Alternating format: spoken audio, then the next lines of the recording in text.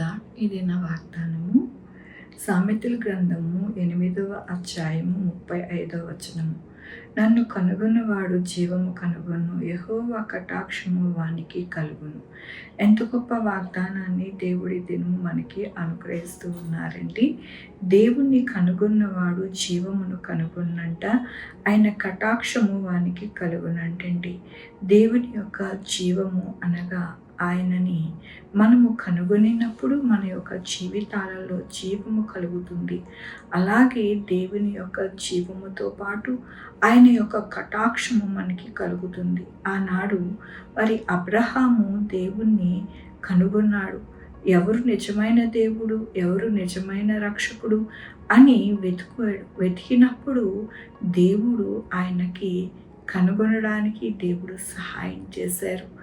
అలాగా మన యొక్క జీవితంలో నిజమైన దేవుని యొక్క కృపను మనము కనుగొనాలి. ఆయన జీవము అనగా ఆయన యొక్క కృపలో ఎలాంటి జీవము కలిగి ఉన్నదో అది మనము కనుగొనాలి.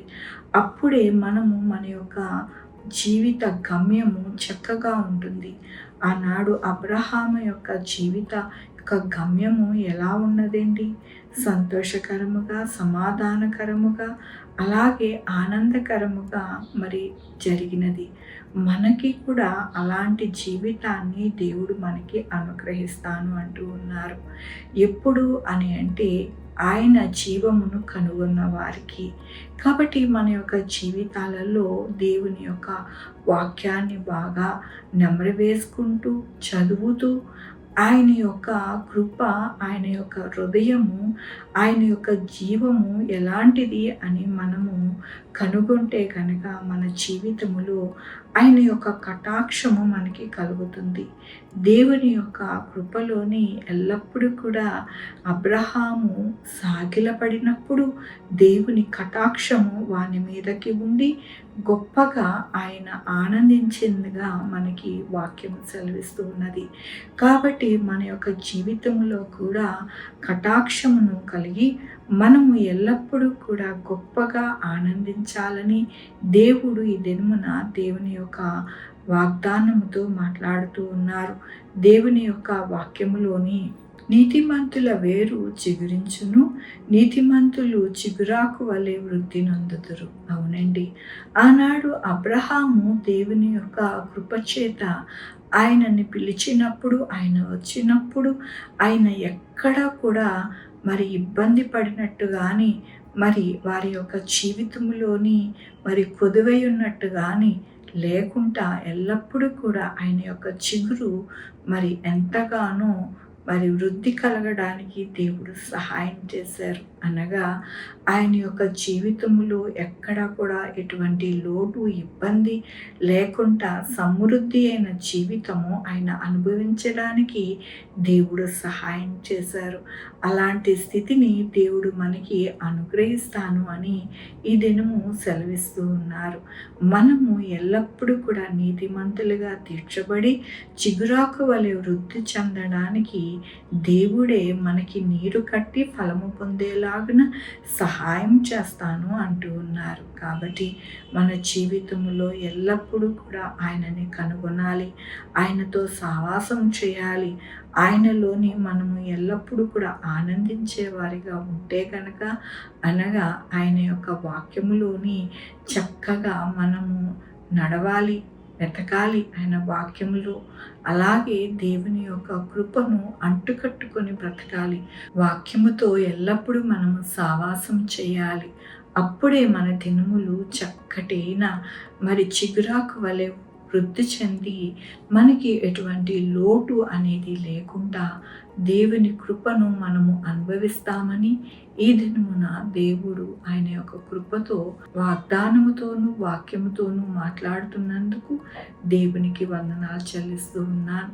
ఈ దినమున పుట్టినరోజు, పెళ్లి రోజు, అనేక శుభదినములు చేసుకుంటున్న వారందరికీ కూడా నిండారిగా శుభాకాంక్షలు తెలియజేస్తూ ఉన్నానండి. మీ జీవితంలో దేవుని యొక్క ఆశీర్వాదము, ఆయన బహుమానము, ఆయన దీవెన మీకు కలుగునగాక. ప్రార్థించుకుందామండి.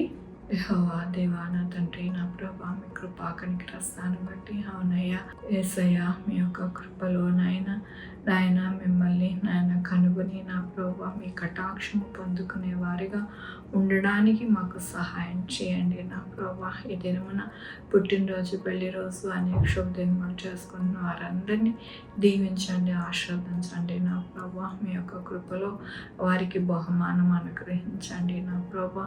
మా కొరకు ప్రార్థించమన్న వారిని వారి యొక్క బిడ్డల భవిష్యత్తుని, వారి ఆరోగ్యములు, వారి చేయి పనులు, వారి యొక్క వ్యాపారములు అన్నింటినీ కూడా దీవించి ఆశీర్వదించండి. Sugar, BP, thyroid, heart problem, kidney problem, AIDS, cancer, నరాల బలహీనత, పెరాలసిస్, గ్యాస్ట్రిక్ ట్రబుల్, ప్రతి విధమైన అనారోగ్యాన్ని తీసివేసి స్వస్థపరిచి యెహోవా నేను అన్నారు. మీ కృపను వేడుకుంటున్నాను, మీ దయను వేడుకుంటున్నాను అయ్యా. సహాయం చేయండి నా ప్రభా, కృప చూపించండి. అలాగే నాయన నా తండ్రి మరి హాస్పిటల్లో ఎమర్జెన్సీగా ఉన్న వారిని నాయన చక్కటి ఆరోగ్యం అనుగ్రహించాలి. 108లో నా ప్రభా తీసుకొని వెళ్ళిన ప్రతి బిడ్డ నాయన చక్కగా నాయన మరి బ్రతకడానికి ఎటువంటి ఆపద లేకుండా సహాయం చేయండి. ఎక్కడ కూడా యాక్సిడెంట్స్ కాకుండా మీ కృపని అనుగ్రహించండి. ఎక్కడ పాము కాట్లు కాకుండా సహాయం చేయండి నా ప్రభా. ఎక్కడ కూడా నాయన మీ యొక్క నా తండ్రి నా ప్రభా కృప కొరకు ఎదురు చూసి వారికి నాయన మీ కటాక్షము అనుగ్రహించండి ప్రభా.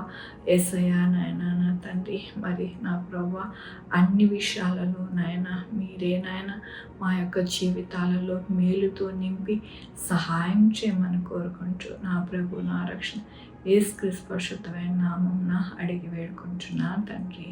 ఆమె తండ్రి కుమార పరిశుద్ధాత్మ సదాకాలము మనందరికీ తోడై ఉండునుగాక. Amen. God